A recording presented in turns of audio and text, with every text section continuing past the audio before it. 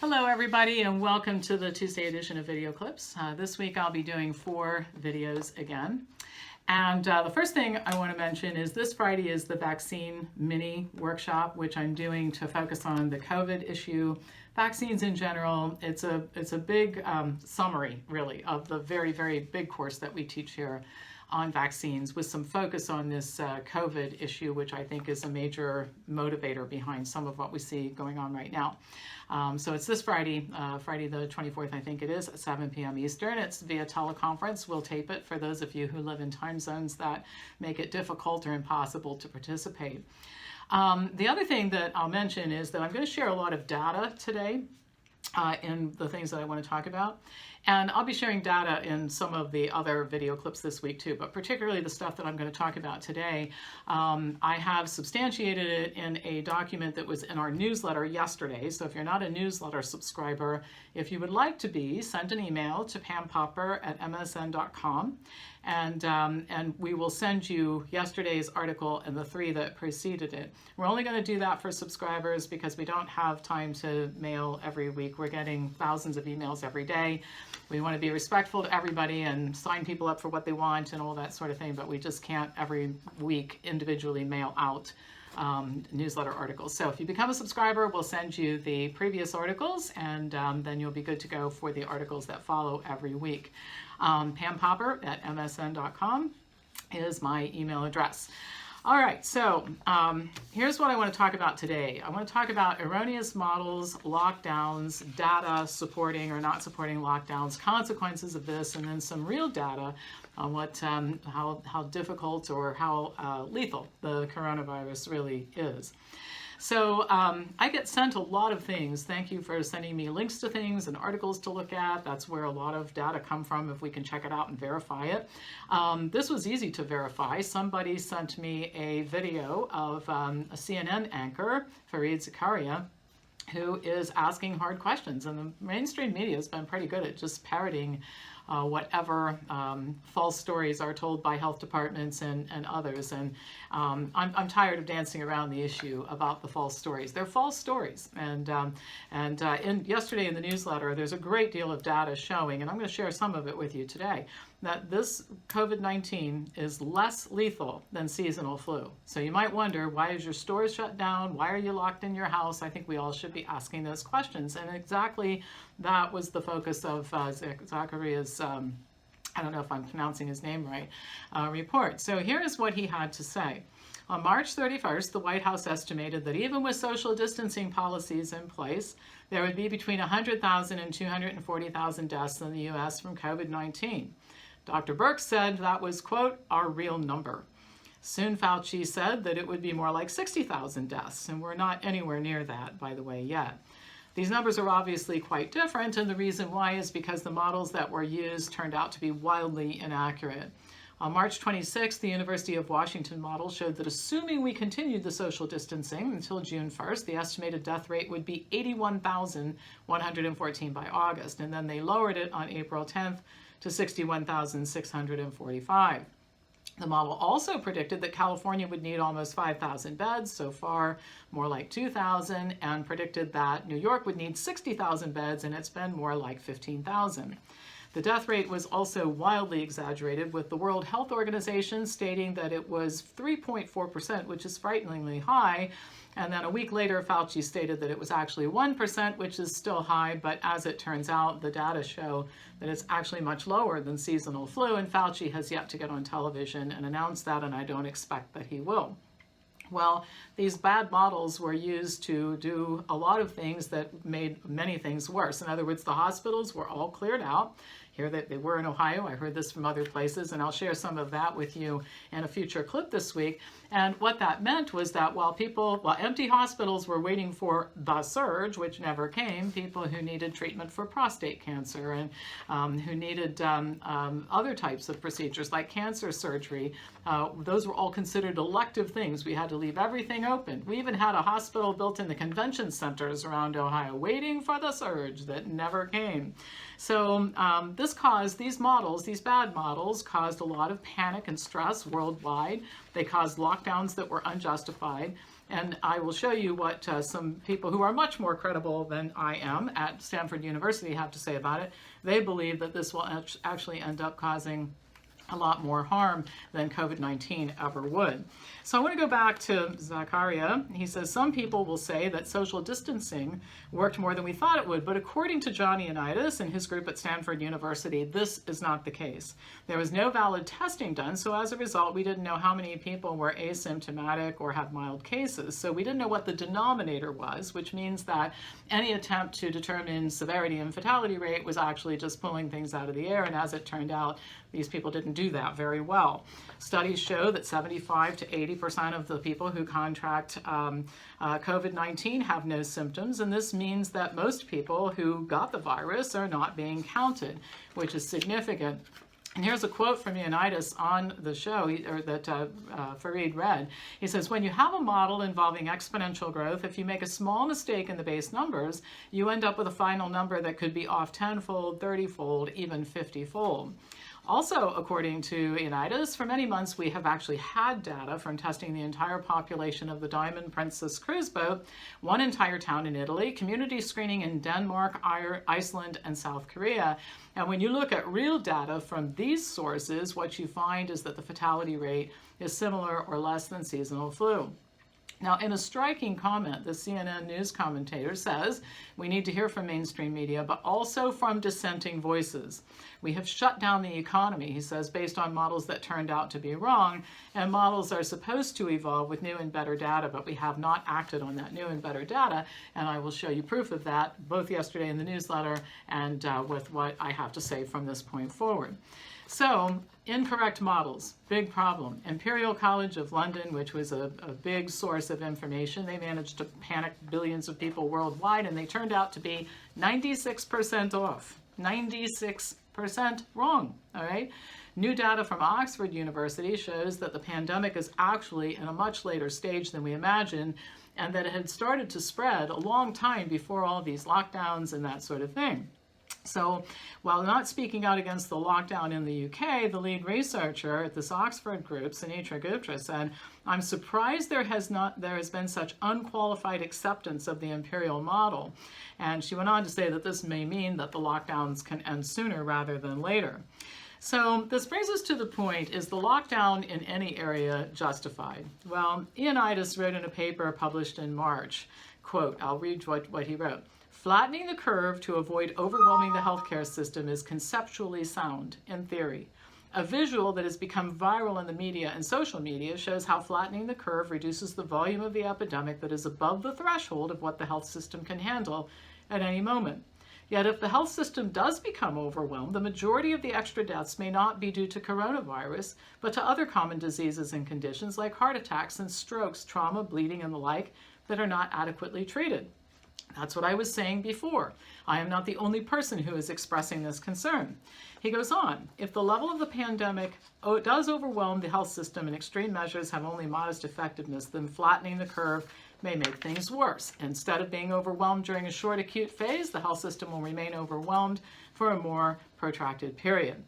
According to another paper authored by Ioannidis, strategies focusing specifically on protecting high-risk elderly individuals should be considered in managing the pandemic. In other words, he's arguing for what a lot of other people are arguing for, which is we should target the populations. The lockdowns probably aren't very helpful, and clearly clearing out all the hospitals doesn't make a lot of sense, because what we're doing is kicking the can down the road, assuming that these people live through inability to get cancer surgeries and treatment and have aneurysms operated on and some of the other things that I think everybody's rather flabbergasted that are now considered elective surgeries. So Ioannidis and his co-authors decided to analyze data to come up with a very realistic view of what the severity and mortality rates look like for coronavirus. And what I thought was interesting, they divided the populations that they looked at under 65 and 65 and older. The analysis included data from Belgium, Germany, Italy, Netherlands, Portugal, Spain, Sweden, Switzerland in Europe, and then Louisiana, Michigan, and Washington states and New York City. So they were covering a broad range of populations, including hotspots both here and abroad.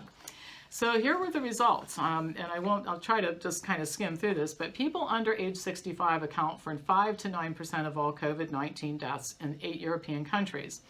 People under age 65 have a 34 to 73-fold lower risk than those 65 or older in European countries. People under age 65 in the New York City and in the United States have a 13 to 15-fold lower risk.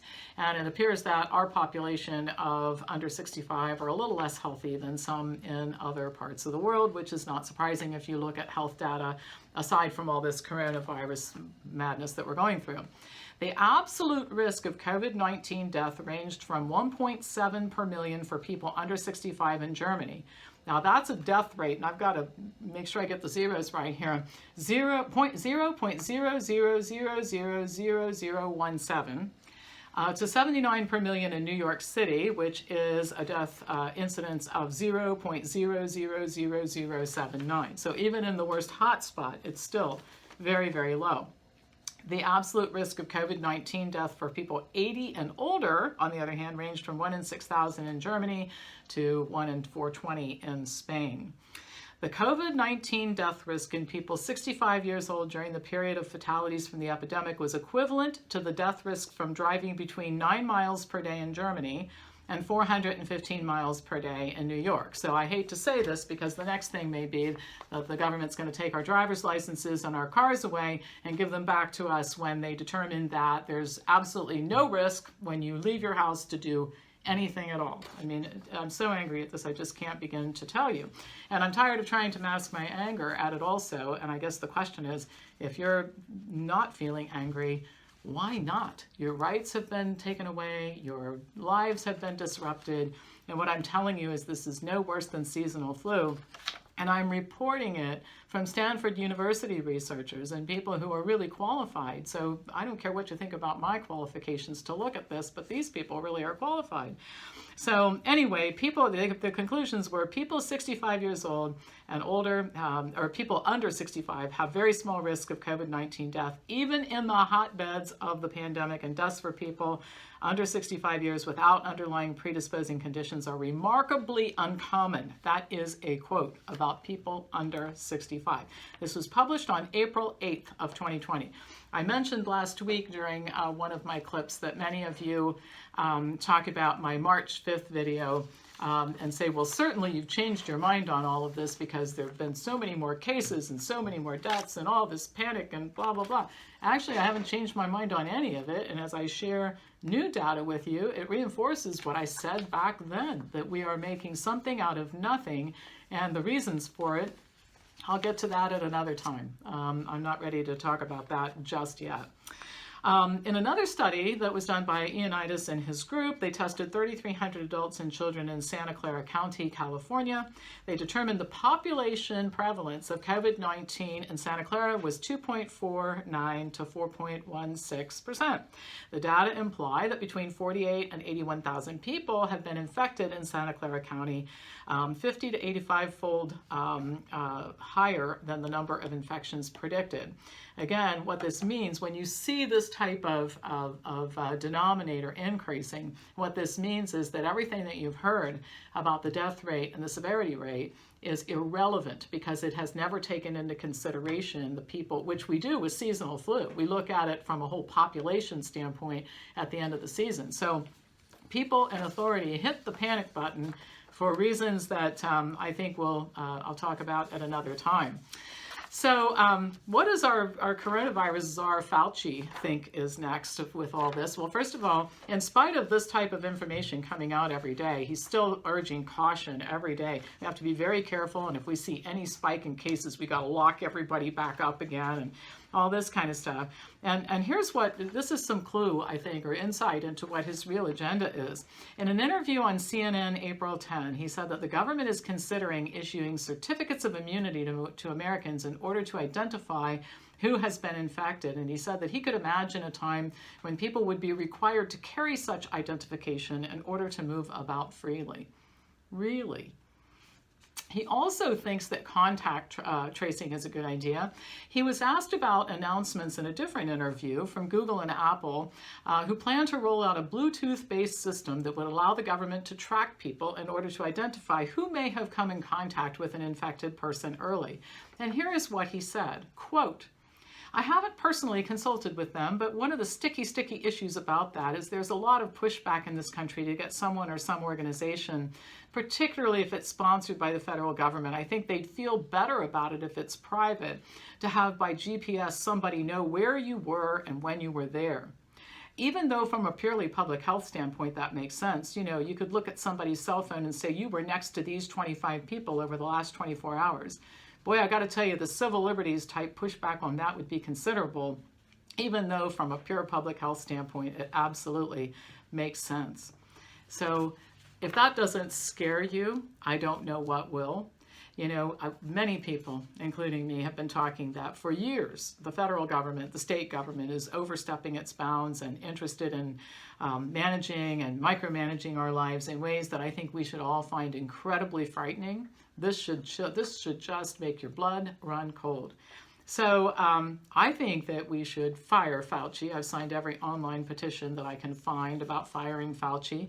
I'm waiting for that day, but you know what? We don't have the power to actually fire him, darn it. But what we can do is we can stop listening to him and we can show people what he really has in mind, because I don't really know anybody. I can't think of anybody in my acquaintance who would think that what I just told you is a good idea. So what's happening is that in spite of the fact that the evidence continues to show that COVID-19 is no worse than seasonal flu, that the lockdowns are not particularly effective, he wants to put significant restrictions, Fauci does, on reopening the country and take even more of our rights away in return for his quote-unquote permission to do so. Anyway, more on all of this in the newsletter and in coming videos this week.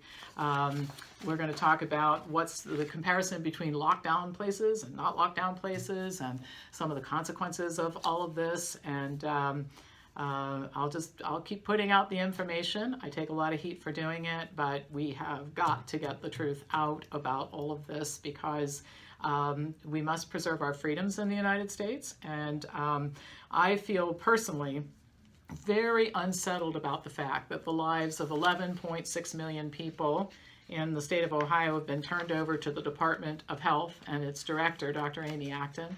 I feel even more unsettled about the lives of 330 million plus people in the United States being under the control of somebody like Fauci, who thinks that immunity certificates should be required for traveling around, and that and contact tracing can let the government know where we are at any given point in time and figure out who we're hanging out with.